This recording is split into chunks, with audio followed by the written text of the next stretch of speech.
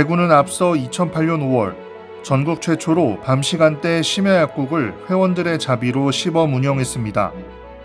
이후 대한약사회가 진행한 심야응급약국 시범 사업이 시행되며 종료됐지만 대구 심야약국의 불은 2013년 8월 대구시의 예산을 지원받아 또 한 번 타오릅니다.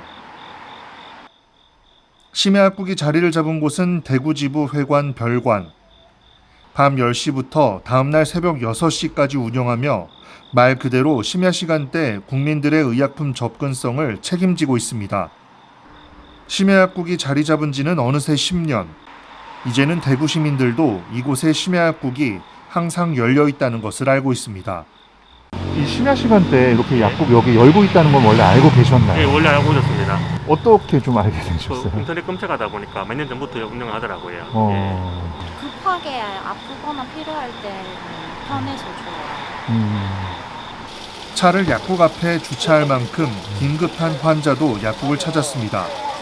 어디가 좀 급하게 편찮으셔서 늦은 시간에 이분이 저희 집 앞에 있는 가게 하시는 분인데 그 갑자기 제가 나오니까 네네. 이제 아프시다고 해가 내가 급히 데리고 온 거예요. 그 이제 늦은 시간에 이렇게 약국이 열려 있다는 건 원래 알고 계셨나요? 알고 있었어요 저는. 아. 몰라. 그 알고 있어 빨리 데리고 갔죠. 아이고. 뭐 병원은 없으니까 지금. 네. 네. 이렇게 좀 문 늦은 시간까지 여니까 좀 어떠세요? 아 굉장히 편하죠. 아. 완전 편하죠. 우리는 급할 때. 진짜 그리고 편의점에는 뭐 비상약이 있다 해도 그건 솔직히 의약품이 아니거든요. 솔직히 제가 알기로는. 정확한 의약품이 아니고 아무나 사 먹으면 좀 그렇고 해서 편하죠. 대구 동산병원 앞 보금약국에서 365 자정약국을 시행 중인 조영래 약사. 조영래 약사는 2018년부터 매일 밤 12시까지 약국을 운영하고 있습니다. 그는 도심에도 심야 시간 문을 연 약국은 필요하다고 말합니다. 중증 환자들은 서울로 가서 진료를 하고 있죠. 그러면은 그 사람이 쫓겨오다가 보면은 처방된 약을 안 받고 내려와요. 그렇게 됐을 때는 주로 뭐 서울의 그 메인 병원이니까 요 앞에 동산병원 아닙니까, 그죠? 그리고 거기에 약들이 거의 있으니까 그러면은 그러면 저희 기다려줘요. 막 12시에 가는 게 아니고 그러다 보면 저희도 아무래도 좀 피곤하고. 이처럼 심야약국과 함께 1년 365일 8시까지 문을 여는 365 약국, 12시까지 문을 여는 365 자정약국이 순차적으로 확산되며 자리를 잡았지만 지자체 조례 제정은 대구 중구가 2018년, 대구시는 2020년에야 이루어졌습니다. 조례 제정은 없었지만 양명모 전 대구지부장이 365 운영위원회를 조직해 공공약국의 운영이 가능했습니다. 그게 2013년도에 이 심야 공공약국을 시작할 당시에 보면은 시기적으로 시약회장을 역임했던 그 당시 시약회장이 양명모 시약회장이었었고 그때 당시에 지금 현재 중구청장인 유교화 청장이 시의원으로 그 다음에 또 양명모 또 회장도 시의원으로 이렇게 있다 보니까 시하고 대관이 쉽게 잘 됐죠. 잘 돼가지고 시에서도 충분히 거기에 대해서 필요성을 인지하고 인정하고 해서 그래가지고 이제 365 공공약국 운영위원회라고 하는 있잖아요. 이 조직을 하나 만들어서 그걸 운영하면서 시에서 지원을 하고 조례 없이 그렇게 했죠. 경기도는 2014년 12월 조례가 제정된 후 2015년 10월 공공심야약국 6곳이 불을 밝혔습니다. 당초 공공심야약국은 경기도 예산으로 전액 운영됐으나 그 수가 점차 늘어나자 2018년 전체 예산의 30%를 경기도가 70%를 기초자치단체가 지원하는 것으로 변경하게 됩니다. 경기도 공공심야약국은 밤 10시부터 다음날 1시까지 시간당 3만 원을 지원하는 형태로 정부 주도 공공심야약국 시범사업에 표준을 제시했다는 평가입니다. 현재 지자체 지원 공공심야약국의 경우 20곳까지 확장됐으며 공공심야약국이 없는 지자체 중 18곳이 정부 주도 시범사업으로 운영 중입니다.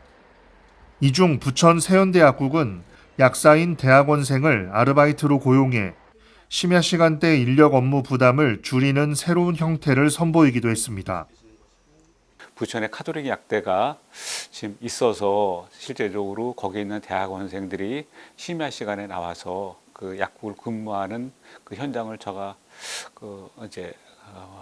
보기도 했는데, 경기도에 26개 약학대학이 있는데 경기도에 이제 31개 시군이 있습니다. 그렇기 때문에 약학대학 학생들로서 전부 다 충원하는 데는 한계는 있지만은 어떻든 바람직한 시도라 보고 있고, 공중보건약사 이런 제도적인 어떤 그 고용 관계가 이루어져야지 이 시스템이 안정적으로 가지 않을까, 이런 생각을 해봅니다.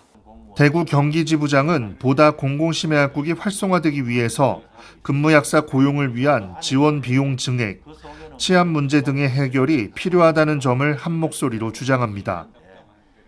대구 조용일 지부장은 365 약국, 365 자정약국, 심야약국 등 다양한 형태로 약국이 운영되고 있다며 약국 개문 시간의 유연한 적용이 필요하다고 말합니다. 지역에 따라서 일괄적으로 해서 뭐 1시까지라든지 12시 이런 것보다는 지역에 따라서 지금 농어촌 같은 경우는 지금 농어촌에 1시까지 할 이유는 별로 없다고 보거든. 그래서 지금 정부 주도로 하는 이제 중앙정부에서 하는 저 사업을 시범 사업이 끝나고 나면은 그 시범 사업 동안에 했을 때 예를 들어서 농어촌에서 시간대별로 12시 이후에 과연 얼마나 필요했는지 나오니까 그거는 지역에 따라서 조금 서로 절충을 하는 게 옳지, 이걸 일률적으로 해가지고 1시까지 하는 거는 저는 1시까지 그거는 조금 문제가 있다고 생각해요. 그래서 그건 절충하는 게 옳다고 생각합니다. 조 지부장은 특히 지원 금액 증액이 필요하다는 설명입니다. 365일 늦은 시간까지 일요일도 없이 하려고 하면 이거는 어떤 약사로서의 어떤 사명감이라든지 투철한 사명감도 있고 희생정신이 있어야 되는데, 뭐 희생정신이 있겠지만서도 그런데 또 사람이다 보니까 개인적인 집에 뭐 사정이라든지 또한 뭐 일요일날 또 뭐 좀 개인적인 시간도 갖고자 해야 되는데 이거 자체가 안 되니까 그게 이제 할 사람이 없다는 거. 365일 혼자 할 수는 없잖아. 그러면은 옆에 지원할 수 있는, 그러면 지원할 수 있는 인력에 대한 보상이 충분히 돼줘야지 가능하다고 지금 생각이 되죠. 일요일 날 대신에 근무할 수 있는 근무 약사비라든지 이런 지원할 수 있는 거, 그게 첫째는 있어야 되는 것 같아요. 박영달 지부장도 사업비 인상의 필요성을 절감하고 지자체와 협상을 준비 중입니다. 그동안 이제 시간이 흐르면서 모두 이제 인건비 상승이 되고 이러다 보니까는 실제 그 시간당 3만 원 가지고서는 근무 약사를 이제 채용하기가 현실적으로 어렵습니다. 정부의 추가적인 그 사업비 지원이 증액되지 않으면은 더 확산되는데 한계가 있다고 생각합니다. 최소한 지금보다는 30%, 한 50% 정도는 증액이 돼야지 이것이 활성화되지 않을까, 이런 생각을 좀 해봅니다. 네. 박 지부장은 심야 시간 치안 문제도 해결될 수 있도록 조율이 필요하다는 입장입니다. 다들 그 저녁 있는 삶을 살고 싶어 합니다.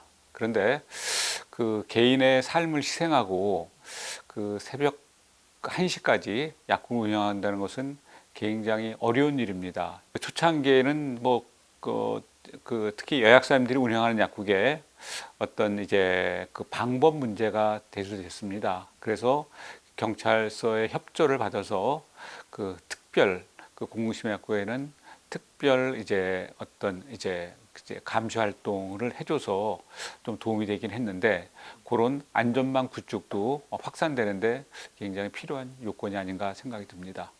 심야 시간대 약국이 꼭 필요하다는 점은 알지만 운영하며 발생하는 여러 어려움들, 우리는 10년간 공공심야약국의 태동과 확산을 위한 약사들의 다양한 시도와 노력을 확인했습니다. 다음 편에서는 정부 주도 시범 사업으로 이어진 공공심야약국의 현재 모습과 시범사업 이후 꿈꾸는 미래 공공심야약국의 모습은 무엇일지 고민해봅니다. 약사공론 한상인입니다.